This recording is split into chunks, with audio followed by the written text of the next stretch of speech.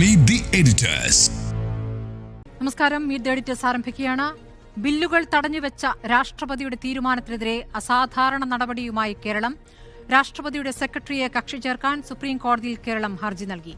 4 ബില്ലുകൾ തടഞ്ഞുവെച്ചതായി കേന്ദ്ര ആഭ്യന്തര മന്ത്രാലയം അറിയിച്ച സാഹചര്യത്തിലാണ് കേരളത്തിന്റെ പുതിയ നീക്കം. ഇതിലേക്ക് പോകാമെന്ന് കരുതുന്നു.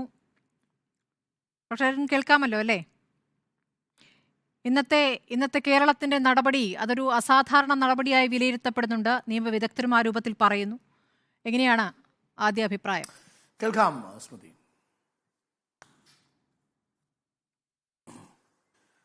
തീർച്ചയായിട്ടും സ്മൃതി, ഇതൊരു അസാധാരണമായൊരു നീക്കമാണ്. പക്ഷേ അസാധാരണമായ നീക്കമാണെന്ന് പറയുമ്പോഴും നമ്മുടെ സംസ്ഥാന സർക്കാരിന് മുന്നിലുള്ള സാധ്യമായൊരു നീക്കം കൂടിയാണ് എന്നാണ് എൻ്റെ ഒരു വിലയിരുത്തൽ.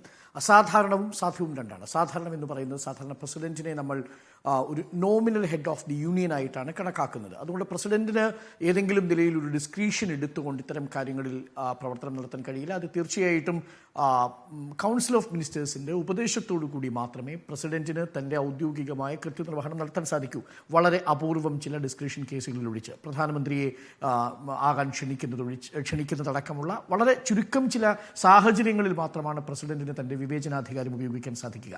അതുകൊണ്ട് പ്രസിഡന്റിനെതിരെ ഒരു റിട്ട് ഹർജി സമർപ്പിക്കുക എന്നുള്ളത് വളരെ അസാധാരണമായ ഒന്ന് തന്നെയാണ്. അത് യഥാർത്ഥത്തിൽ കേന്ദ്ര സർക്കാർ ഉപദേശം നൽകുന്ന പ്രസിഡന്റ് വളരെ വേഗം ഒരു തീരുമാനമെടുക്കണമെന്ന് ആവശ്യപ്പെട്ടുകൊണ്ടാണ് ഇന്ത്യൻ ഭരണഘടനയുടെ ആർട്ടിക്കിൾ 32 പ്രകാരം ഞാൻ മനസ്സിലാക്കുന്നത് മൻഡാമസ് ആണ് നൽകിയിരിക്കുന്നത് എന്നാണ്. മൻഡാമസ് ആണെങ്കിൽ അതിൻ്റെ അർത്ഥം പ്രസിഡന്റ് ആ ഉത്തരവാദിത്വം നിറവേറ്റണം എന്നാണ് ആവശ്യപ്പെട്ടിരിക്കുന്നത്. പക്ഷേ പ്രസിഡന്റിനെ അല്ല കക്ഷി ചേർത്തിരിക്കുന്നത്. പ്രസിഡന്റിന്റെ സെക്രട്ടറിയെ കക്ഷി ചേർത്തിട്ടുണ്ട്, ആഭ്യന്തര സെക്രട്ടറിയെയും കക്ഷി ചേർത്തിട്ടുണ്ട്. ഈ വിഷയത്തിൽ ഗവർണറുടെ അഡീഷണൽ പ്രൈവറ്റ് സെക്രട്ടറിയെയും ഈ വിഷയത്തിൽ കക്ഷി ചേർത്തിരിക്കുന്നുവെന്നാണ് മനസ്സിലാക്കുന്നത്. അപ്പോൾ അതൊരു അസാധാരണമാണ് എന്ന കാര്യത്തിൽ സംശയമില്ല. പക്ഷേ ഒരു റിട്ട് പെറ്റീഷൻ ഫയൽ ചെയ്യുന്ന ഘട്ടത്തിൽ സംസ്ഥാന സർക്കാരിന് മുന്നിൽ അങ്ങനെ ഒരു സാധ്യമായ ഒരു വകുപ്പുണ്ട് എന്ന് കെ വേണുഗോപാൽ അടക്കമുള്ള മുതിർന്ന അഭിഭാഷകരുടെ ഭരണഘടനാ വിദഗ്ധരുടെയൊക്കെ ഉപദേശങ്ങൾ കേട്ടതിനു ശേഷമാണ് ഇപ്പോൾ ഈ ഹർജിയുമായി എത്തിയിരിക്കുന്നത്. അസാധാരണമാണ്, പക്ഷേ സാധ്യവുമാണ്. ഞാനിനി ആ വിഷയത്തിലേക്ക് വന്നാൽ എന്താണ് യഥാർത്ഥത്തിൽ നമ്മുടെ സംസ്ഥാന സർക്കാരിന് മുന്നിൽ അവശേഷിക്കുന്നത്?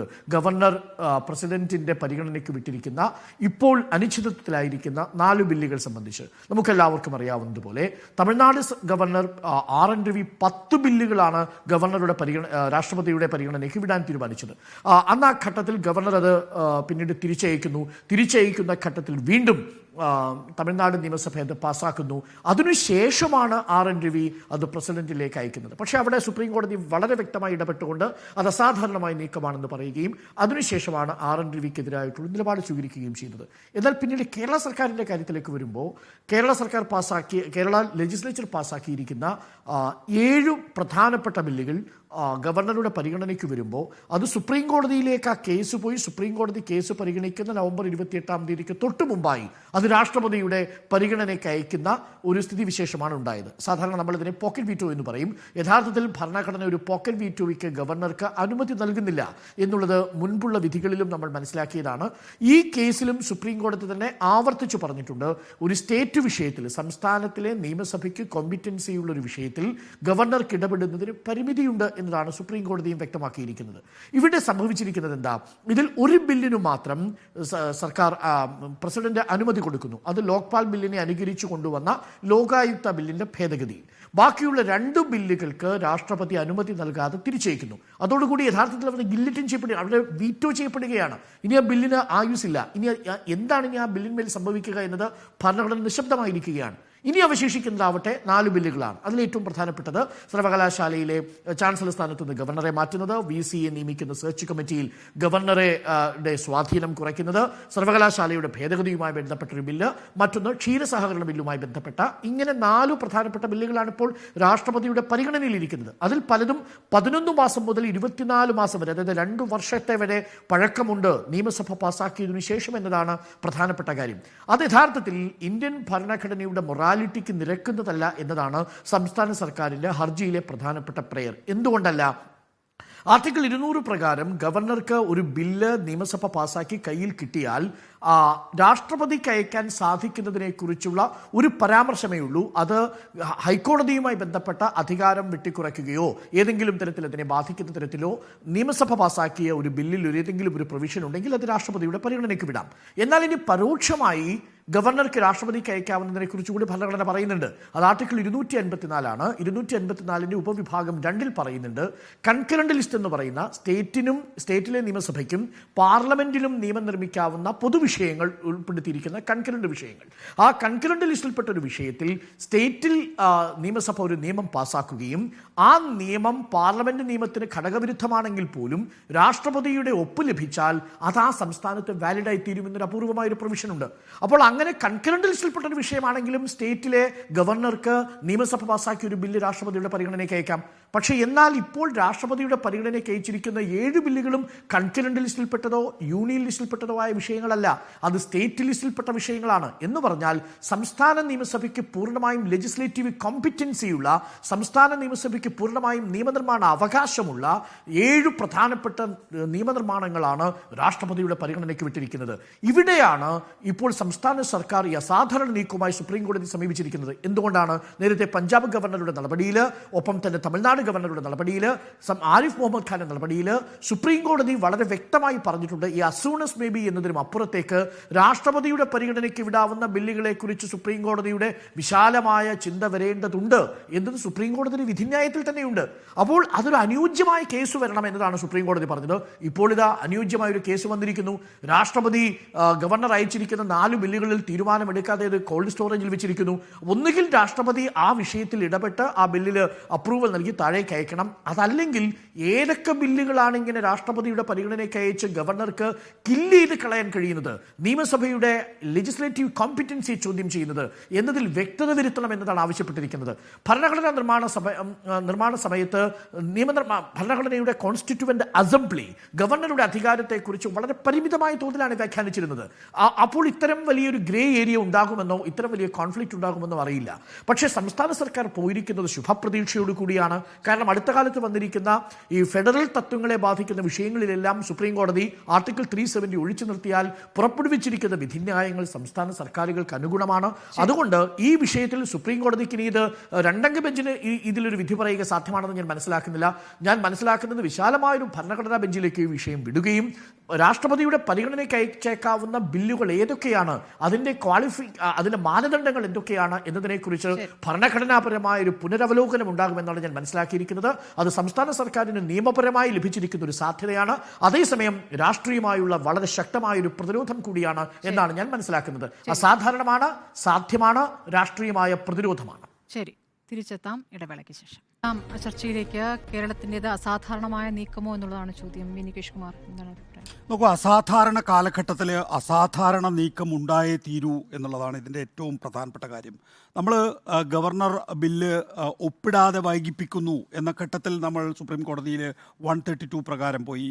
നമ്മൾ സാമ്പത്തികമായി നമ്മളെ ഞെരുക്കുന്നു എന്ന ഘട്ടത്തിൽ ഒരുപക്ഷെ ഇന്ത്യയുടെ ചരിത്രത്തിൽ ആദ്യമായി കേരള സംസ്ഥാനം സുപ്രീം കോടതിയിൽ പോയി അക്കാര്യം സുപ്രീം കോടതിയെ ബോധ്യപ്പെടുത്തുക മാത്രമല്ല കേരളത്തിലെ ജനങ്ങളെയും നമുക്ക് അക്കാര്യം ബോധ്യപ്പെടുത്താൻ സാധിച്ചു എന്നുള്ളതാണ് ഏറ്റവും പ്രധാനപ്പെട്ട കാര്യം. ഇവിടെ ഗവർണർ രാഷ്ട്രപതിക്ക് അയച്ചത് തെറ്റാണ് എന്നാണ് കേരള സംസ്ഥാന സർക്കാർ റിട്ട് ഹർജിയിലൂടെ പറയുന്നത്. കേരളത്തിൻ്റെ അധികാര പരിധിയിൽ വരുന്ന കാര്യങ്ങൾ, അതായത് നേരത്തെ ഡോക്ടർ അരുൺ ചൂണ്ടിക്കാണിച്ചതുപോലെ തന്നെ ഏത് ബില്ലുകളാണോ കേന്ദ്ര സർക്കാരിന് അല്ലെങ്കിൽ രാഷ്ട്രപതിക്ക് അയക്കാൻ കഴിയുക, അതിൽ നിന്ന് വ്യത്യസ്തമായി കേരളത്തിൻ്റെ മാത്രം അധികാര പരിധിയിലുള്ള ബില്ലുകളാണ് യഥാർത്ഥത്തിൽ ഗവർണർ ആരിഫ് മുഹമ്മദ് ഖാൻ അതെങ്ങനെയാണ് ചെയ്തിരിക്കുന്നത്. അദ്ദേഹം 24 മാസം വരെ രാജ്ഭവൻ്റെ അട്ടത്ത് വെക്കുക, അത് കഴിഞ്ഞതിന് ശേഷം സുപ്രീം കോടതി നോട്ടീസ് അയക്കുന്ന ഘട്ടത്തിൽ എന്നാൽ പിന്നെ കാണിച്ചു തരാം എന്ന് പറഞ്ഞുകൊണ്ട് രാഷ്ട്രപതിക്ക് അയക്കുക. രാഷ്ട്രപതിക്ക് മുൻകാലത്തിൽ സാധാരണഗതിയിൽ 8 വർഷം വരെ രാഷ്ട്രപതി ഭവനിൽ വയ്ക്കുന്ന ഒരു രീതിയുണ്ട്. അതിൻ്റെ അടിസ്ഥാനത്തിൽ കാണിച്ചു തരാം എന്ന് പറഞ്ഞുകൊണ്ടാണ് രാഷ്ട്രപതിക്ക് അയച്ചിട്ടുള്ളത് എന്നുള്ളതാണ്. രാഷ്ട്രപതി കേന്ദ്ര സർക്കാരിൻ്റെ ഉപദേശപ്രകാരം മാത്രമാണ് തീരുമാനമെടുക്കുന്നത്. അങ്ങനെ കേന്ദ്ര സർക്കാരിൻ്റെ തീരുമാനം എന്ന് പറയുമ്പോൾ ആഭ്യന്തര വകുപ്പിൻ്റെ തീരുമാനം എന്ന് പറയുമ്പോൾ ആഭ്യന്തര വകുപ്പിലെ അണ്ടർ സെക്രട്ടറിമാർ എടുക്കുന്ന തീരുമാനം. ആഭ്യന്തര വകുപ്പിലെ അണ്ടർ സെക്രട്ടറിമാർ രാഷ്ട്രപതിയുടെ പേരിലൊരു തീരുമാനമെടുക്കുമ്പോൾ അത് സ്പീക്കിംഗ് ഓർഡർ ആയിരിക്കണം. എന്തുകൊണ്ട് നിങ്ങൾ ഈ തീരുമാനം എടുത്തു എന്ന് ഖണ്ഡിതമായി പറയണം. കാരണം കാരണം കേരളം സമാനമായ വിധത്തിൽ ഇനിയും കുറേ ബില്ലുകൾ പാസ്സാക്കേണ്ട സംസ്ഥാനമാണ്. ഇത് കേരളത്തിലെ ജനാധിപത്യവുമായി ബന്ധപ്പെട്ട് കിടക്കുന്ന വിഷയമാണ്. കേരള നിയമസഭയുടെ ബില്ലാണിത്. ഈ ബില്ലുകൾക്ക് അസന്റ് നൽകാതിരിക്കുന്നത് എന്തുകൊണ്ടാണ് എന്ന് കൃത്യമായി പറയാനുള്ള ഭരണഘടനാപരമായ ബാധ്യത യഥാർത്ഥത്തിൽ അത് ചിലപ്പോൾ ഭരണഘടനയിൽ എഴുതിയിട്ടുണ്ടാവില്ല. പക്ഷേ ഒരു ഭരണഘടനാ അതോറിറ്റി ആ തീരുമാനമെടുക്കുമ്പോൾ അതുകൂടി മുന്നിൽ കാണണം. കാരണം നേരത്തെ ചൂണ്ടിക്കാണിച്ചതുപോലെ തന്നെ ബില്ലുകൾ ഇനിയും പാസ്സാക്കാനുണ്ട്. സ്വാഭാവികമായിട്ടും കേരളത്തിന് മുന്നോട്ട് പോകണമെങ്കിൽ പല കാര്യങ്ങളിലും ബില്ലുകൾ പാസ്സാക്കി മാത്രമേ മുന്നോട്ട് പോകാൻ കഴിയുകയുള്ളൂ എന്നുള്ളതാണ്. പിന്നെ 7 ബില്ലുകളുടെ കാര്യത്തിനകത്ത് ഗവർണർ തീരുമാനമെടുക്കണം എന്നുള്ളതാണ് ഇമ്മീഡിയറ്റ് റിലീഫ്. 7 ബില്ലുകളും ഇവിടെ തീരുമാനിക്കാവുന്നേ ഉള്ളൂ, രാജ്ഭവനിൽ തീരുമാനിക്കണം. ഇപ്പോൾ ഞാനാണ് ഗവർണർ എന്നുള്ളെങ്കിൽ എൻ്റെ ഓപ്ഷൻസ് എന്താണുള്ളത്? ഒന്നുകിൽ ബില്ല് പാസ്സാക്കി വിടുക, അല്ലെങ്കിൽ നിയമസഭയ്ക്ക് തിരിച്ചയക്കുക. ആ നിയമസഭയ്ക്ക് തിരിച്ചയച്ചു കഴിഞ്ഞാൽ നിയമസഭ തിരിച്ച് ആ ബില്ലുകൾ അതേപോലെ തന്നെ അയക്കുകയാണെങ്കിൽ ഗവർണറെ സംബന്ധിച്ചിടത്തോളം അത് പാസ്സാക്കി വിടുക എന്നുള്ളത് മാത്രമേ ഉള്ളൂ. അപ്പോൾ ഏതായാലും രാഷ്ട്രപതിക്ക് അയക്കേണ്ട ബില്ലുകൾ ഏതൊക്കെയാണ് എന്ന് കൃത്യമായി ഭരണഘടനയിൽ പറഞ്ഞിട്ടുണ്ട് എന്നുള്ളതും ഈ ബില്ലുകൾ അങ്ങനെയുള്ളവയല്ല എന്നുള്ളത് സംബന്ധിച്ച് നല്ല ബോധ്യം കേരളത്തെ സംബന്ധിച്ചിടത്തോളം ഉള്ളതിനാൽ ഇത് ഒരു വിശാല ഭരണഘടനാ ബെഞ്ചിനും വിടേണ്ട ഒരു സാഹചര്യവുമില്ല. എങ്ങനെയാണോ ഗവർണറുടെ കാര്യത്തിൽ സുപ്രീം കോടതി തീരുമാനമെടുത്തത് അതേപോലെ തീരുമാനമെടുക്കാൻ കഴിയും എന്നുള്ളതാണ്. നോക്കൂ, നേരത്തെ ഈ പ്രസിഡന്റിൻ്റെ അസെൻറ്റിൻ്റെ ആ പ്രോസസ്സ് സംബന്ധിച്ച് ജുഡീഷ്യൽ പ്രോസസ്സിന് അത് വിധേയമാക്കേണ്ടതാണോ എന്ന കാര്യത്തിൽ സുപ്രീം കോടതി നേരത്തെയും ചില കേസുകൾ പരിഗണിച്ചിട്ടുണ്ട് എന്നാണ് ഞാൻ ഇതുമായി ബന്ധപ്പെട്ട് നടത്തിയ ഒരു പരിശോധനയിൽ മനസ്സിലാകുന്നത്. പക്ഷേ അന്നൊക്കെ വേറൊരു സാഹചര്യമായിരുന്നു. അന്നൊക്കെ ഗവർണർമാർ കുറെ കൂടി ജസ്റ്റ് ആയി പെരുമാറിയിരുന്നു എന്നുള്ളത് നമ്മൾ കണ്ടിട്ടില്ല. ശരിയാണ്, സംസ്ഥാന സർക്കാരുകളെ പിരിച്ചുവിടുന്ന ഗവർണർമാരൊക്കെ ഉണ്ടായിട്ടുണ്ട്. കേന്ദ്രവും ഗവർണർമാരും തമ്മിൽ ഒത്തുകളി നടത്തിയിട്ടുണ്ട് എന്നുള്ളതൊക്കെ നമ്മുടെ മുന്നിലുള്ള കാര്യമാണ്. പക്ഷേ ഒരു പരിധിവരെ ഭരണഘടനാനുസൃതമായി കാര്യങ്ങൾ കൈകാര്യം ചെയ്തിരുന്നിരുന്നു എന്നുള്ളത് കൊണ്ട് അന്നുണ്ടായിരുന്ന വിധികളെല്ലാം തന്നെയും പരിഷ്കരിക്കേണ്ട സമയമായി, അത് റിവ്യൂ ചെയ്യേണ്ട സമയമായി. അതിനുള്ള ഒരു സുവർണാവസരമാണ് കേരളത്തിൻ്റെ ഈ 132 എന്ന് ഞാൻ കരുതുകയാണ്. ഏതായാലും നിയമസഭ പാസ്സാക്കുന്ന നിയമങ്ങൾ 24 മാസം വരെ പിടിച്ചു വെക്കുക, 2 വർഷം വരെ പിടിച്ചു വെക്കുക എന്ന് വെച്ചാൽ ഒരു സർക്കാരിൻ്റെ ഒരു നിയമസഭയുടെ കാലാവധി എന്ന് പറയുന്നത് വെറും 5 വർഷമാണ്. അതിൽ 2 വർഷം വരെ ബില്ലുകൾ പിടിച്ചു വെക്കുക എന്ന് പറയുമ്പോൾ അതിൽ സുപ്രീം കോടതി ഇടപെടുന്ന ഘട്ടത്തിൽ, നോട്ടീസ് അയക്കുന്ന ഘട്ടത്തിൽ മാത്രം ആ ബില്ലുകൾ പിന്നെ രാഷ്ട്രപതിക്ക് അയക്കുക. ഒടുവിൽ ഈ പറഞ്ഞ പോലെ തന്നെ രാഷ്ട്രപതിക്ക് അയച്ചു കഴിഞ്ഞതിന് ശേഷം രാഷ്ട്രപതി അതേക്കുറിച്ച് എന്തുകൊണ്ടാണ് ഈ ബില്ലുകൾ തങ്ങൾ വിത്ത്ഹോൾഡ് ചെയ്യുന്നത് എന്ന് പറയാതെ വിത്ത്ഹോൾഡ് ചെയ്യുകയും ചെയ്യുന്നു എന്ന് പറയുന്നത് ജനാധിപത്യപരമായി നമുക്ക് അംഗീകരിക്കാൻ കഴിയുന്നതല്ല. സുപ്രീം കോടതി ഇക്കാര്യത്തിൽ ക്ലാരിറ്റി വരുത്തണം. അനുച്ഛേദം 132 പ്രകാരം പൂർണ്ണ നീതി ചെയ്യണം. ഇത്തരം കാര്യങ്ങളിൽ 132 പ്രകാരം സുപ്രീം കോടതിക്ക് ഭരണഘടനാ അധികാരം നൽകിയിരിക്കുന്നത് പൂർണ്ണ നീതി നൽകാൻ വേണ്ടിയിട്ടാണ്. ആ പൂർണ്ണ നീതിയാണ് യഥാർത്ഥത്തിൽ സംസ്ഥാന സർക്കാർ പറയുന്നത്. കംപ്ലീറ്റ് ജസ്റ്റിസ്, ആ കംപ്ലീറ്റ് ജസ്റ്റിസ് കേരളത്തിന് നമുക്ക് ഗവർണറുടെ കാര്യത്തിൽ കിട്ടിയിട്ടുണ്ട്. അതുപോലെ തന്നെ സാമ്പത്തികമായി ഞെരുക്കുന്ന കാര്യത്തിൽ കിട്ടിയിട്ട് ഇക്കാര്യത്തിലും കിട്ടുമെന്നാണ് ഞാൻ കരുതുന്നത്. സ്പീക്കിംഗ് ഓർഡേഴ്സ് ഭരണഘടനാ സ്ഥാപനത്തിൻ്റെ ഭാഗത്തു നിന്ന് ഉണ്ടാകുമെന്ന് ഞാൻ കരുതുകയാണ്. അവസാനമായി പറയാനുള്ളതെന്ന് വെച്ചാൽ ഈ നേരത്തെ പറഞ്ഞല്ലോ, അസാധാരണ സർക്കാരുകൾ, അസാധാരണ കാലഘട്ടമുള്ളപ്പോൾ അസാധാരണമായ തീരുമാനമെടുക്കേണ്ടി വരും. നോക്കൂ, ഇപ്പോൾ BJP സർക്കാരാണ്. എല്ലാ ഭരണഘടനയുടെ എല്ലാ മൂല്യങ്ങളും തച്ചുടക്കുന്ന ഒരു സർക്കാരാണ് കേന്ദ്ര സർക്കാർ എന്ന് പറയുന്നത്. ആ ഘട്ടത്തിൽ നമ്മളെ സംബന്ധിച്ചിടത്തോളം പുരപ്പുറത്ത് നിന്ന് കയറി പ്രസംഗിക്കുക എന്നതിനപ്പുറത്തേക്ക് കൃത്യമായ രീതിയിൽ നമ്മുടെ മുമ്പിൽ ഭരണഘടന എന്ന് പറയുന്ന പുസ്തകം ഉണ്ടല്ലോ, ഭരണഘടനയിലെ പുസ്തകം വായിച്ചാൽ മനസ്സിലാകുന്ന ആളുകളാണ് സുപ്രീം കോടതിയിലെ ജഡ്ജിമാർ. നമുക്ക് ഭരണഘടനാ ലംഘനം ഉണ്ടാകുമ്പോൾ നമ്മൾ ഈ കാര്യങ്ങൾ കൊണ്ടുപോയി സുപ്രീം കോടതി കൊടുത്താൽ മതി. അതിൻ്റെ അനുച്ഛേദം 132 ആണ്. ആ അനുച്ഛേദം നോക്കിയിട്ട് ഏതാണ് ശരി ഏതാണ് തെറ്റെന്ന് പറഞ്ഞു തരും. അപ്പോൾ ഈ കാലഘട്ടത്തിൽ എങ്ങനെയാണോ ഒരു സർക്കാർ പെരുമാറേണ്ടത് ആ രീതിയിൽ തന്നെയാണ് കേരള സർക്കാർ പെരുമാറുന്നത്. ശരി, കേരളത്തിൻ്റേത് അസാധാരണമായ നീക്കമാണെന്നുള്ള കാര്യത്തിൽ സംശയമില്ല. മാത്രമല്ല, ഒരു ഫെഡറൽ സ്ട്രക്ചറിനെ അട്ടിമറിക്കുന്നതിന് എതിരായിട്ടുള്ള ഒരു പോരാട്ടം കൂടിയാണ്. സംസ്ഥാനങ്ങളുടെ അധികാരം സംരക്ഷിക്കാനുള്ള ഒരു ഭരണഘടനാ പോരാട്ടമാണ് കേരളം നടത്തുന്നത്. നേരത്തെ MV നികേഷ് കുമാർ ചൂണ്ടിക്കാണിച്ചതുപോലെ മൂന്നാമത്തെ പോരാട്ടമാണ്, സുപ്രീം കോടതിയിൽ മൂന്നാമത്തെ നിയമ പോരാട്ടമാണ് നടത്തുന്നത്. ആദ്യം ഗവർണർക്കെതിരായ നീക്കമായിരുന്നു. അതിൽ ഗവർണറെ സുപ്രീം കോടതി കുടയുകയായിരുന്നു ചെയ്തത്. അതിനുശേഷമാണ് ഈ ബില്ലുകൾ രാഷ്ട്രപതിക്ക് അയച്ചിരിക്കുന്നത്. രണ്ടാമത്തെ സാമ്പത്തിക വിഹിതം നൽകുന്നതുമായി ബന്ധപ്പെട്ട വിഷയം, അത് കേരളത്തെ മാത്രം ബാധിക്കുന്നതല്ല, ദക്ഷിണേന്ത്യൻ സംസ്ഥാനങ്ങളെ മുഴുവൻ ബാധിക്കുന്ന ഒരു വിഷയമാണ്. അപ്പോൾ വിവിധ സംസ്ഥാനങ്ങളെ ബാധിക്കുന്ന വിഷയത്തിൽ കേരളം അക്കാര്യത്തിൽ ഒരു മുൻകൈയെടുത്ത് നിയമ പോരാട്ടം നടത്തുന്നു. അങ്ങനെയുള്ള നിയമ പോരാട്ടം നടത്തുമ്പോൾ അത് അനുകൂലമായാലും പ്രതികൂലമായാലും അതിലൊരു ക്ലാരിറ്റി വരും എന്നുള്ള കാര്യം ഒരു പ്രധാനപ്പെട്ട കാര്യമാണ്. അതിനൊരു മുൻകൈ കേരളം എടുക്കുന്നു എന്നുള്ളത് ശ്ലാഘനീയമായ കാര്യം തന്നെയാണ്. നേരത്തെ പറഞ്ഞതുപോലെ എന്തിന് രാഷ്ട്രപതിക്ക് അയക്കുന്നു എന്നതിൽ വ്യക്തത വന്നിട്ടില്ല. അതിൽ സദുദ്ദേശപരമായ കാര്യങ്ങളല്ല എന്നുള്ളത് നമുക്ക് വളരെ വ്യക്തമാണ്. ഗവർണർ നടത്തിയ പ്രതികരണങ്ങൾ നമ്മുടെ മുന്നിലുണ്ട്. ഇപ്പോൾ 4 ബില്ലുകൾ വിതൽ ചെയ്തിരിക്കുന്നു. വിതൽ ചെയ്യുന്ന സമയത്ത് എന്തിന് ചെയ്യുന്നു എന്നുള്ള കാര്യം അതറിയാനുള്ള ഒരു അധികാരം യഥാർത്ഥത്തിൽ സംസ്ഥാന നിയമസഭയ്ക്കുണ്ട്. ജനങ്ങൾ തിരഞ്ഞെടുത്ത അംഗങ്ങളുള്ള നിയമസഭയുടെ അധികാരത്തിന്മേലുള്ള കടന്നുകയറ്റമാണ് നടത്തിയിരിക്കുന്നത്. അതിൽ ഒരു വ്യക്തത വരുത്തേണ്ടത് എന്തിനാണ് അത് വിതൽ ചെയ്തിട്ടുണ്ട് എന്നുള്ള കാര്യം. അതുപോലെ ഹോം മിനിസ്ട്രിയാണ് ഇത് പരിശോധിക്കുന്നത്. അതിനുശേഷം നിയമ മന്ത്രാലയത്തിന് നൽകിക്കൊണ്ടാണ് പിന്നീടാണ് ഇത് രാഷ്ട്രപതിക്ക് അയക്കുന്നത്. അപ്പോൾ രാഷ്ട്രപതിക്കെതിരെ സംസ്ഥാനത്തിന് സുപ്രീം കോടതിയിലേക്ക് പോകാൻ പറ്റില്ല. അതുകൊണ്ടാണ് രാഷ്ട്രപതിയുടെ സെക്രട്ടറിയെ എതിർകക്ഷിയാക്കിക്കൊണ്ട് കേരളം പോയിരിക്കുന്നത്. കേരളം പറയുന്ന പ്രധാനപ്പെട്ട കാര്യങ്ങളുണ്ട്. ഈ കാരണമില്ലാതെ അനുമതി വൈകിക്കുന്ന ഭരണഘടനയുടെ 14, 200, 201 വകുപ്പുകളുടെ ലംഘനമാണ് എന്നുള്ളതാണ് പ്രധാനപ്പെട്ട വാദം. ഈ കേന്ദ്ര മന്ത്രിസഭയുടെ ഉപദേശത്തിന്റെ അടിസ്ഥാനത്തിലാണ് രാഷ്ട്രപതി പ്രവർത്തിക്കുന്നത്. അപ്പോൾ സംസ്ഥാന നിയമസഭയുടെ അധികാര പരിധിയിൽ വരുന്ന 4 ബില്ലുകളിലാണ് അനുമതി വഹിക്കുന്നത്. സംസ്ഥാന അധികാരത്തിന്മേലുള്ള കടന്നുകയറ്റമാണ് എന്ന് ഈ ഹർജിയിൽ കൃത്യമായി കേരളം ചൂണ്ടിക്കാണിക്കുന്നുണ്ട്. അപ്പോൾ ചില ബില്ലുകൾ വിതൽ ചെയ്തിരിക്കുന്നു, ചിലത് റിജക്റ്റ് ചെയ്തിരിക്കുന്നു. അപ്പോൾ റിജക്റ്റ് ചെയ്തിരിക്കുന്ന ബില്ലുകളൊക്കെ അത്ഭുതകരമാണ്. ക്യുസാറ്റിൻ്റെയും മലയാളം സംസ്കൃത സർവകലാശാലകളിൽ അപ്പലേറ്റീവ് ട്രൈബ്യൂണൽ കൊണ്ടുവരാനുള്ള ബിൽ, അത് എന്തിനാണ് റിജക്റ്റ് ചെയ്യുന്നത് എന്നുള്ളത് വ്യക്തമല്ല. അത് കേന്ദ്രത്തിൻ്റെ അധികാരവുമായി ബന്ധപ്പെട്ട് ഒരു തരത്തിലും ബാധിക്കുന്ന വിഷയമല്ല. അപ്പോൾ ഏത് രൂപത്തിലാണ് സംസ്ഥാനങ്ങളുടെ അധികാരത്തിൽ കടന്നു കയറുന്നത്? ഒരു തരത്തിലും ബന്ധപ്പെടാത്ത വിഷയത്തിൽ പോലും നിയന്ത്രണങ്ങൾ വരുത്താനുള്ള ഭരണഘടന ലംഘിച്ചുകൊണ്ടുള്ള നിയന്ത്രണങ്ങൾ വരുത്താനുള്ള ശ്രമമാണ് നടക്കുന്നത്. അപ്പോൾ ഭരണഘടനാ ലംഘനം നടന്നിരിക്കുന്നു എന്ന് തന്നെ കേരളം ചൂണ്ടിക്കാണിക്കുന്നു. അതിന്മേൽ എന്ത് വിധി വന്നാലും നെഗറ്റീവായാലും പോസിറ്റീവായാലും അതിലൊരു ക്ലാരിറ്റി വരും എന്നുള്ളതാണ് ഒരു പ്രധാനപ്പെട്ട കാര്യം. മാത്രമല്ല, ഇതുവരെ ഗവർണർമാരുമായി ബന്ധപ്പെട്ട് വിവിധ സംസ്ഥാനങ്ങൾ ഗവർണർമാർക്കെതിരെ സുപ്രീം കോടതിയിൽ പോയ ഘട്ടത്തിലൊക്കെ ഗവർണർമാരെ രൂക്ഷമായി വിമർശിച്ചുകൊണ്ടുള്ള വിധികളാണ് ഇതുവരെ വന്നിട്ടുള്ളത് എന്നുള്ളതൊരു പ്രതീക്ഷ നൽകുന്ന കാര്യമാണ്. അതിപ്പോൾ പഞ്ചാബിൻ്റെ കാര്യത്തിലായാലും അതെ, തെലങ്കാനയുടെ കാര്യത്തിലായാലും അതെ, തമിഴ്നാടിൻ്റെ കാര്യത്തിലായാലും കേരളത്തിൻ്റെ കാര്യത്തിലായാലും അതെ, നേരത്തെ ഗവർണർക്കെതിരെയുള്ള പരാമർശങ്ങൾ ഉണ്ടായിരുന്നല്ലോ. അപ്പോൾ അതൊരു പ്രതീക്ഷ നൽകുന്ന കാര്യമാണ് എന്നുള്ളത് നമ്മുടെ മുന്നിലുണ്ട്. ഏതായാലും കോടതി പരിഗണിക്കുമ്പോൾ അതിലൊരു വ്യക്തത വരുമെന്നാണ് ഞാൻ പ്രതീക്ഷിക്കുന്നത്. സുജയ, ഇക്കാര്യത്തിൽ അസാധാരണ നീക്കമാണ് എന്നുള്ളതിൽ ഒരു സംശയവുമില്ല. കാരണം ഒരു സംസ്ഥാനം രാഷ്ട്രപതി അസന്റ് കൊടുക്കാതിരിക്കുന്നതിനെതിരെ സുപ്രീം കോടതിയെ സമീപിച്ചിരിക്കുകയാണ്. അസന്റ് ഓർ ഡിസന്റ്, അതിനൊരു കൃത്യമായിട്ടുള്ള ഒരു ടൈം ലിമിറ്റ് ഒന്നും ഭരണഘടനയിൽ പറയുന്നില്ല.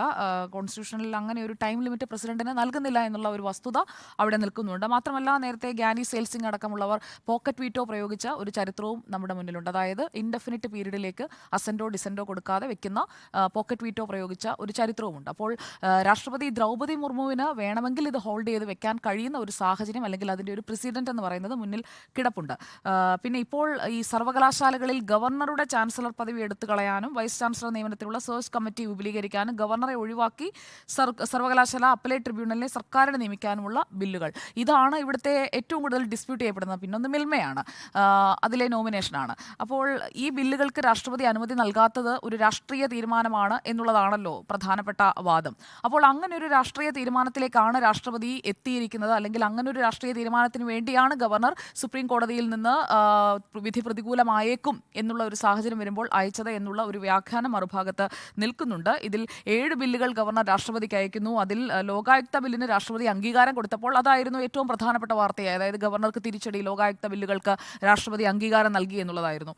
4 ബില്ലുകൾക്ക് അനുമതി നിഷേധിക്കുകയും 2 ബില്ലുകളിൽ തീരുമാനം വിത്ത്ഹെൽഡ് ചെയ്ത് വെച്ചിരിക്കുകയുമാണ്. അപ്പോൾ ഇതിൽ ഈ പോക്കറ്റ് വീറ്റോ പ്രയോഗിക്കാനാണെങ്കിൽ തന്നെ ഇനി ആ വിത്ത്ഹെൽഡ് ചെയ്ത് വെച്ചിരിക്കുന്ന 2 ബില്ലുകളിൽ അസന്റ് കൊടുക്കാത്ത അല്ലെങ്കിൽ ഡിസന്റ് ചെയ്യാത്ത ആ 2 ബില്ലുകളുടെ കാര്യത്തിൽ മാത്രമാണ്. അവിടെയാണ് ഈ ഭരണഘടനാ വിരുദ്ധമാണ് എന്ന വാദവുമായി കേരളം ചെല്ലുന്നത്.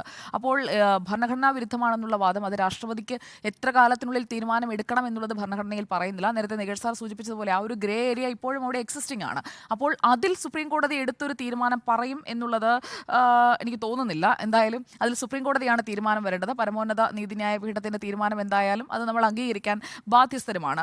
അപ്പോൾ എത്ര സമയത്തിനകം തീരുമാനമെടുക്കണം എന്ന് ഭരണഘടനയിൽ പറയുന്നില്ല എന്നാണ് ഞാൻ മനസ്സിലാക്കുന്നത്. അതിപ്പോൾ പാർലമെന്റ് പാസ്സാക്കുന്ന ബില്ലുകളുടെ കാര്യത്തിലായാൽ ആർട്ടിക്കിൾ 111 അതനുസരിച്ച് 111 അനുസരിച്ചാണ് പറഞ്ഞിരിക്കുന്നത്. അതിലും ഈ പറയുന്ന ടൈം ഫ്രെയിം സംബന്ധിച്ച് കൃത്യമായിട്ടുള്ള ഒരു ഭാഗം അതിൽ കാണുന്നില്ല. ഡോക്ടർ അരുൺ കുറച്ചുകൂടി ഭരണഘടനാ വിദഗ്ധനാണ്. അതുകൊണ്ട് വേറെ ഏതെങ്കിലും ഭാഗത്തുണ്ടെങ്കിൽ ഡോക്ടർ അരുണിനെ ഞാൻ പറഞ്ഞു പൂർത്തിയാക്കിയതിന് ശേഷം തിരുത്താം. അദ്ദേഹം അവിടെ കൈ ഉയർത്തുന്നുണ്ടായിരുന്നു. അപ്പോൾ ഇവിടെ പറയുന്നത് എന്താണ്? കേരളത്തിന്റെ പ്രധാനപ്പെട്ട വാദം ഇതൊരു ആർബിട്രറി ആക്ഷൻ ആണ്. അത് ഭരണഘടനയുടെ ആർട്ടിക്കിൾ 14 ലംഘനമാണ്. അതുപോലെ തന്നെ ആർട്ടിക്കിൾ 221. അപ്പോൾ ഈ 3 കാര്യങ്ങളാണ് കേരളം കോട്ട് ചെയ്തിരിക്കുന്നത്. അതിൽ റിലീഫ് ചോദിക്കുന്ന കാര്യങ്ങൾ ഏതൊക്കെയാണ് എന്ന് കൂടി നോക്കാം. 6 കാര്യങ്ങളിലാണ് റിലീഫ് വേണമെന്ന് ആവശ്യപ്പെടുന്നത്. അപ്പോൾ അത് എത്രത്തോളം എളുപ്പമാണ് എന്നുള്ളതൊരു പ്രധാനപ്പെട്ട കാര്യമാണ്. ആദ്യത്തേത് calling for the records leading to the file notes of the governor. അതായത് എങ്ങനെയാണ് ഈ 4 ബില്ലുകൾ പ്രസിഡന്റിന്റെ പരിഗണനയ്ക്കായി കൊടുക്കുന്നതിനായി മാറ്റിവെച്ചത്, അത് ക്വാഷ് ചെയ്യണം എന്നുള്ളതാണ് ഒന്നാമത്തെ റിലീഫ്. രണ്ടാമത്തേത് declare that the act of the governor for the state of Kerala reserving 4 bills for consideration of the president as unconstitutional, ഭരണഘടനാ വിരുദ്ധമാണെന്ന് പറയണം. മൂന്നാമത്തേത് calling for the records leading to the withholding of assent by the president to 4 bills and quash the same. അങ്ങനെ പറയുന്ന കാര്യങ്ങൾ എടുത്തു നോക്കിക്കഴിയുമ്പോൾ ഇതിൽ സർക്കാർ പറയുന്ന കാര്യങ്ങളെല്ലാം കോടതി അംഗീകരിച്ച് നൽകണം എന്ന രീതിയിലേക്കാണ് ഈ വാദം കൊണ്ടുചെന്നെത്തിച്ചിരിക്കുന്നത്. അപ്പോൾ നിയമോപദേശത്തിന്റെ അടിസ്ഥാനത്തിലാണ് എന്നൊക്കെ മന്ത്രി പി രാജീവ് പറയുന്നുണ്ട്. രാഷ്ട്രപതി ബില്ലുകൾ വൈകിപ്പിക്കുന്നത് ഭരണഘടനാ വിരുദ്ധമാണ് എന്ന് പറയുന്നുണ്ട്. ഭരണഘടനയ്ക്ക് കീഴിലാണ്, ഓഫ് കോഴ്സ്, അത് രാഷ്ട്രപതി മുതൽ എല്ലാവരും ഭരണഘടനയ്ക്ക് കീഴിലാണ് എന്നുള്ളത് നമ്മൾ അംഗീകരിക്കുമ്പോഴും അതിൽ ഭരണഘടനയിൽ എത്ര സമയത്തിനകം തീരുമാനമെടുക്കണം, നിയമസഭ പാസ്സാക്കി ഗവർണർ വഴി ഇപ്പോൾ രാഷ്ട്രപതിയിലേക്ക് പോയിരിക്കുന്ന ബില്ലുകളിൽ രാഷ്ട്രപതി എത്ര സമയത്തിനകം തീരുമാനമെടുക്കണമെന്ന് ഭരണഘടനയിൽ ഒരിടത്ത് പോലും പറയുന്നില്ല. അത് സ്വാഭാവികമായും കോടതിയിലും ഉയർത്തിക്കാട്ടാൻ പോകുന്ന പോയിന്റാണ്. അപ്പോൾ ഇതിൽ തീരുമാനം വരേണ്ടത് കോടതിയിൽ നിന്നാണ്. കേരളത്തിൻ്റേത് അസാധാരണ നീക്കമാണ്, അത് വിജയിക്കും എന്ന് കരുതുക വയ്യ എന്നുള്ളതാണ് നിലവിലെ സാഹചര്യം. ശരി, ഡോക്ടർ അരുൺ. 2 കാര്യങ്ങളാണ്. ഒന്ന്, എന്താണ് ഇതിലെ യഥാർത്ഥ പ്രശ്നം? നമ്മുടെ സംസ്ഥാന നിയമസഭ, നമ്മളുടെ MLA, ഇപ്പോൾ TP രാമകൃഷ്ണൻ MLA ആണല്ലോ ഇതിലെ ഒരു ഹർജിക്കാരൻ. നമ്മൾ ജനപ്രതിനിധികളായി തിരഞ്ഞെടുത്ത് അയച്ചിരിക്കുന്നവർ നമുക്ക് വേണ്ടി ഒരു നിയമനിർമ്മാണം നടത്തുന്നു. സ്റ്റേറ്റ് ലിസ്റ്റിൽപ്പെട്ട വിഷയം, സംസ്ഥാന നിയമസഭയുമായി ബന്ധപ്പെട്ട വിഷയം. അതിന് നിലവിൽ ഭരണഘടനാ ലംഘനവുമായി എന്തെങ്കിലും ബന്ധമുണ്ടോ എന്ന് പരിശോധിക്കേണ്ടത് ജുഡീഷ്യറിയാണ്. അപ്പോൾ ഇവിടെ പാസ്സാക്കിയിരിക്കുന്ന ബില്ലുകളിൽ നേരിട്ട് ഭരണഘടനാ ലംഘനമില്ല എന്നത് നമുക്ക് വളരെ വ്യക്തമാണ്. മിൽമയുമായി ബന്ധപ്പെട്ട വിഷയത്തിൽ എന്താണ് ഭരണഘടനാ ലംഘനമുള്ളത്? ചാൻസലറെ മാറ്റുന്ന കാര്യത്തിൽ ഭരണഘടനാ ലംഘനമുണ്ടോ? ഇതിലൊന്നും ഭരണഘടനാ ലംഘനം എന്ന് പറയുന്ന ഒരു ആസ്പെക്റ്റേ ഇല്ല. അപ്പം അത് നമുക്ക് മാറ്റിവെക്കാം. ഇനി കേന്ദ്രവുമായി ബന്ധപ്പെട്ട ഏതെങ്കിലും വിഷയങ്ങളിലാണോ ഈ നിയമനിർമ്മാണം നടത്തിയിരിക്കുന്നത്? ഈ 7 ബില്ലുകളിലും കേന്ദ്രവുമായി ബന്ധപ്പെട്ട വിഷയങ്ങളിലല്ല. ഇനി ഏതെങ്കിലും തരത്തിൽ ഹൈക്കോടതിയുടെ അധികാരവുമായി ബന്ധപ്പെട്ടിട്ടുണ്ടോ? അതും ഹൈക്കോടതിയുടെ ബന്ധവുമായി അധികാരപ്പെട്ടതല്ല. കൺകറന്റ് ലിസ്റ്റിൽപ്പെട്ട വിഷയമാണോ? അതുമല്ല. അപ്പോൾ ഏതൊക്കെ വിഷയങ്ങളിലാണ് രാഷ്ട്രപതിക്ക് റെഫർ ചെയ്യാവുന്നത് എന്നതിന് ഭരണഘടന 2 ഘട്ടങ്ങളെ പറയുന്നുള്ളൂ. ഒന്ന്, ഞാൻ നേരത്തെ പറഞ്ഞ ആർട്ടിക്കിൾ 254 പ്രകാരം കൺകറന്റ് ലിസ്റ്റിൽപ്പെട്ട വിഷയം. മറ്റൊന്ന് ആർട്ടിക്കിൾ 200 പ്രകാരം ഹൈക്കോടതിയുടെ അധികാരവുമായി ബന്ധപ്പെട്ട വിഷയം. ബാക്കിയുള്ള കാര്യങ്ങളെല്ലാം ഗവർണറുടെ ഡിസ്ക്രിപ്ഷൻ ആണെന്ന് സമ്മതിച്ചാൽ പോലും ഈ മാനദണ്ഡങ്ങളിൽ ഒന്നും പെടാത്ത ബില്ലുകളാണ് ഈ 7. അപ്പോൾ നിയമസഭ പാസ്സാക്കിയ ബില്ലുകൾ 2 വർഷക്കാലം എന്തിനാണ് തടഞ്ഞു വെച്ചിരിക്കുന്നത് എന്നതറിയാതെ നിയമസഭാ സാമാജികരിക്കുന്നു എന്ന് പറഞ്ഞാൽ ജനാധിപത്യം അട്ടിമറിക്കപ്പെട്ടിരിക്കുന്നു എന്നുള്ളതാണ്. നമ്മൾ ജനപ്രതിനിധികളായി തിരഞ്ഞെടുത്തിരിക്കുന്നവർ നിയമസഭയിൽ ചട്ടപ്രകാരം നിയമാനുസൃതമായ നിയമനിർമ്മാണം നടത്തിയാൽ അത് ഗവർണർ പിടിച്ചു വെക്കണമെങ്കിൽ അങ്ങനെ പിടിച്ചു വെക്കാൻ കഴിയില്ല എന്നതാണ് RN രവിയുടെ കാര്യത്തിലും പഞ്ചാബ് ഗവർണറുടെ കാര്യത്തിലും ആരിഫ് മുഹമ്മദ് ഖാന്റെ കാര്യത്തിലും സുപ്രീം കോടതി വ്യക്തമായി തന്നെ പറഞ്ഞിരിക്കുന്നത്. as soon as may be എന്ന പ്രയോഗം എന്നുള്ളത് എത്രയും പെട്ടെന്ന് കിട്ടിയാൽ എക്സ്പീഡിയൻസ് ആണ് എന്ന് പറഞ്ഞാൽ കോൺസ്റ്റിറ്റ്യൂഷണലായ വേഗത്തിൽ ഭരണഘടന ഡിമാൻഡ് ചെയ്യുന്ന വേഗത്തിൽ അയക്കണം. അതല്ലെങ്കിൽ ഒരു മെസ്സേജ് നിങ്ങൾ കൊടുക്കണം, ഒരു കുറിപ്പ് നിങ്ങൾ നിയമസഭയ്ക്ക് കൊടുക്കണം. എന്തുകൊണ്ടാണ് നിങ്ങൾ തടഞ്ഞു വെച്ചിരിക്കുന്നത്, അല്ലെങ്കിൽ എന്തുകൊണ്ടാണ് നിങ്ങൾ രാഷ്ട്രപതിയുടെ പരിഗണനയ്ക്ക് അയക്കാൻ പോകുന്നത്? ഇല്ലെങ്കിൽ തിരിച്ചയക്കുമ്പോൾ ഒരു കുറിപ്പോടുകൂടി നിങ്ങൾ വിയോജിക്കുകയാണെങ്കിൽ ആ കുറിപ്പ് അറിയിക്കണം. ആ കുറിപ്പോടുകൂടി ആ വിവരം അറിയാനുള്ള അവകാശം ജനപ്രതിനിധികളുടേതാണ്, നമ്മുടേതാണ്. അക്ഷരാർത്ഥത്തിൽ ജനാധിപത്യത്തെ പാരലൈസ് ചെയ്യുന്ന, തളർത്തുന്ന സംവിധാനമാണ് യഥാർത്ഥത്തിൽ ഗവർണർ ഉപയോഗിച്ചുകൊണ്ടിരിക്കുന്നത്. പോക്കറ്റ് വീറ്റോ എന്നുള്ളതൊരു ജനാധിപത്യ രാജ്യത്ത് ഉപയോഗിക്കാൻ കഴിയാത്തതാണ്. ജ്ഞാനി സെയിൽ സിംഗ് ഉപയോഗിച്ചാലും ശരി, അതിനെ ദ്രൗപദി മുർമു ഉപയോഗിച്ചാലും ശരി, അത് ജനാധിപത്യ രാജ്യത്തെ കാലഹരണപ്പെട്ട ഒരു മെഷീനാണ്. അവിടെയാണ് സുപ്രീം കോടതി വിധിയുണ്ടാകുമെന്ന് നമ്മൾ പ്രതീക്ഷിക്കുന്നത്. മിനിമം എന്തുകൊണ്ടാണ് ഗവർണർ ഈ ബില്ലുകൾ രാഷ്ട്രപതിക്ക് അയച്ചത് എന്നതറിയാനുള്ള ബാധ്യത നമ്മുടെ നിയമസഭയിലെ സാമാജികർക്കുണ്ട്. ഉദ്ദേശമുണ്ട്, അവരെ തെരഞ്ഞെടുത്തയച്ചിരിക്കുന്ന നമ്മൾ ഓരോരുത്തർക്കുമുണ്ട്.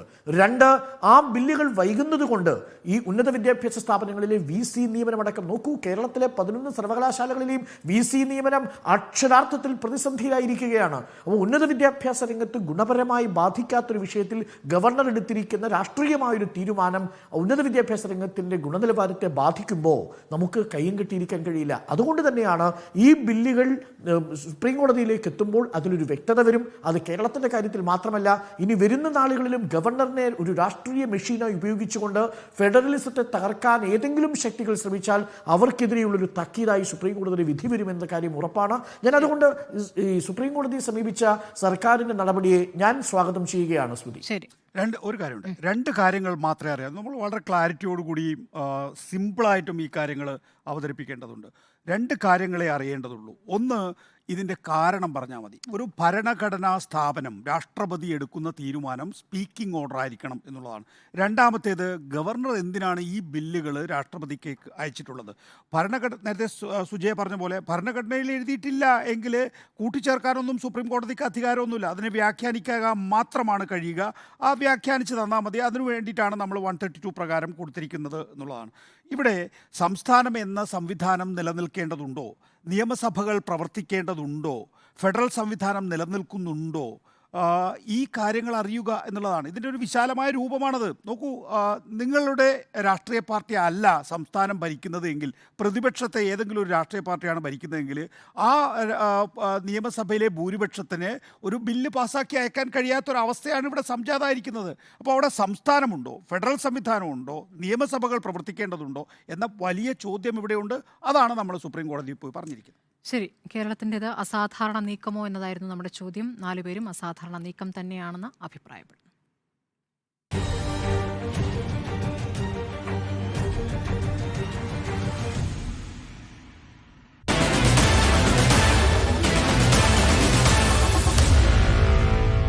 Meet the editors.